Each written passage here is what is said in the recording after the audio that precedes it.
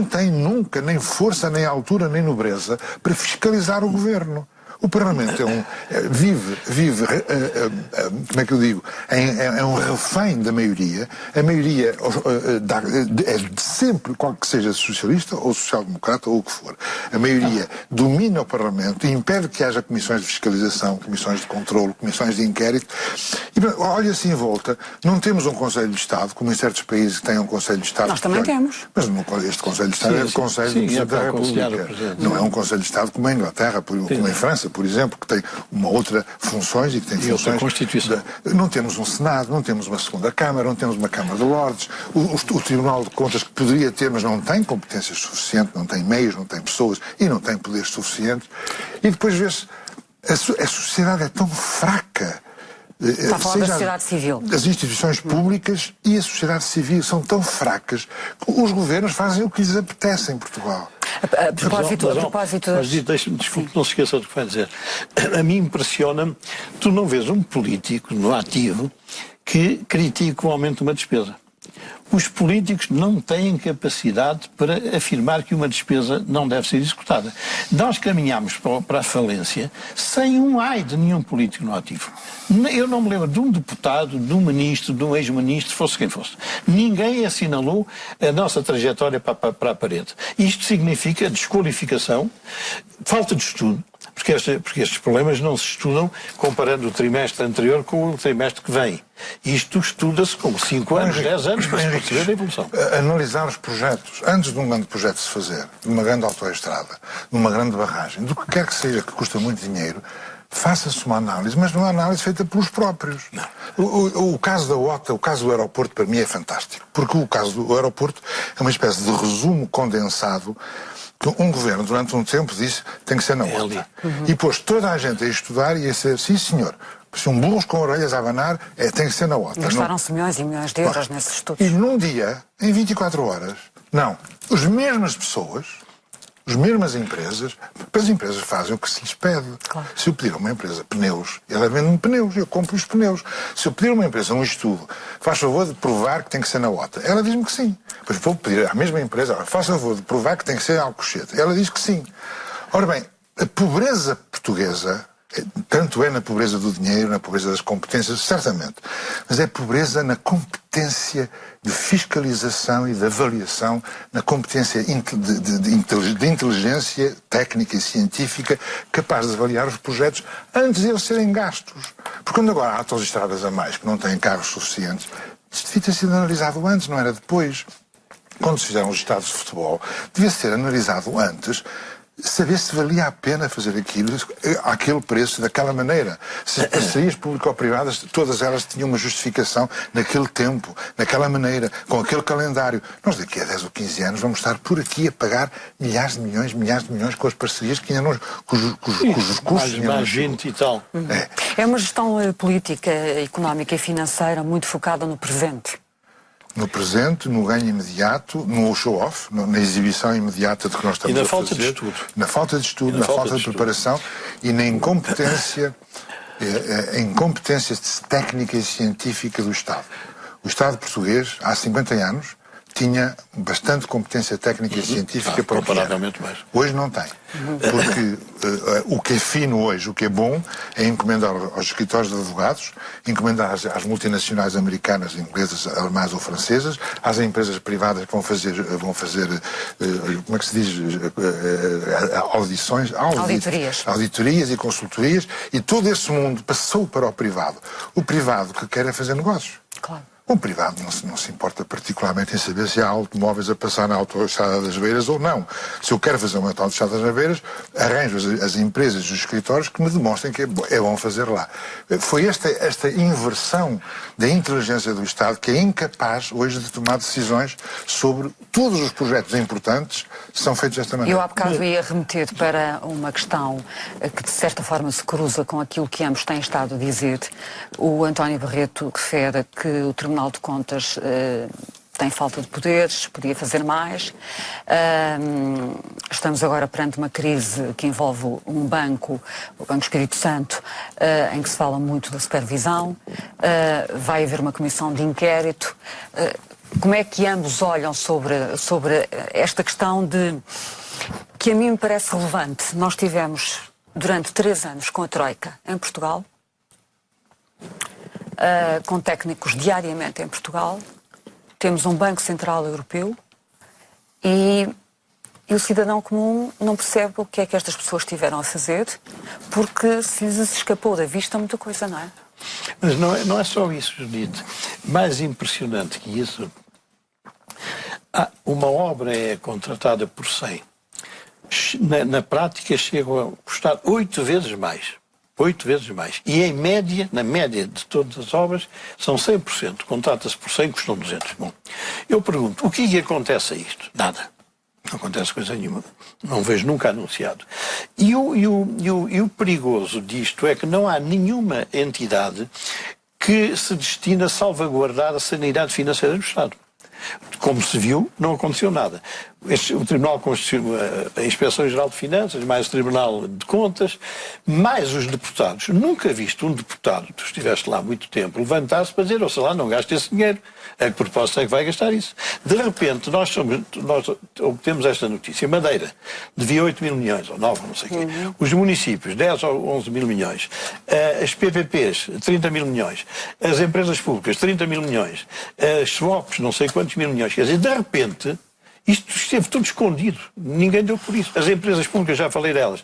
Quer dizer, como é que é possível um Estado sobreviver sem qualquer espécie de segurança, de uma válvula de segurança? Não, e de supervisão, não é?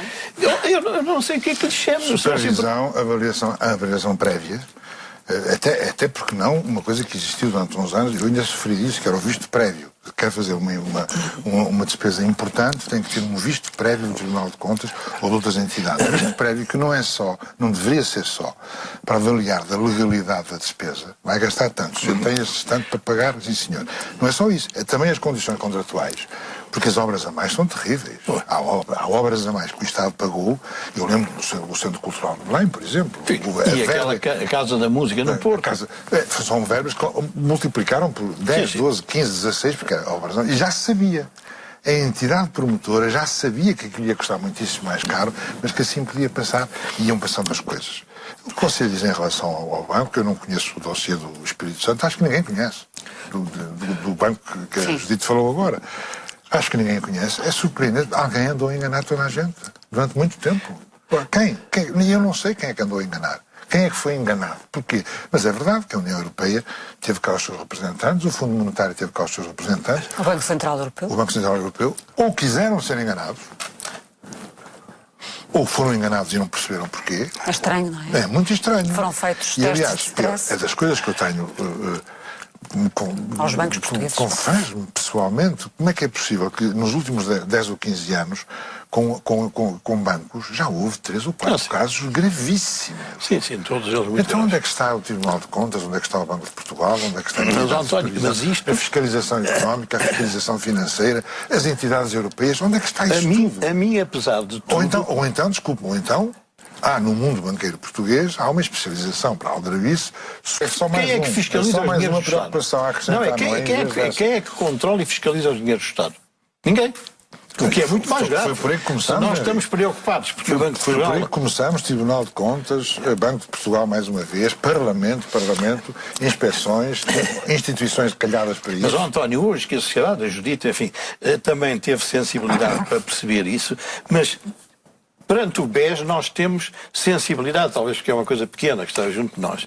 Mas não vi ainda ninguém dizer, então e quem é que vai tomar conta do Estado, dos dinheiros do Estado? Ninguém. Em geral é apenas o Ministro ou a Ministra das Finanças. Em geral.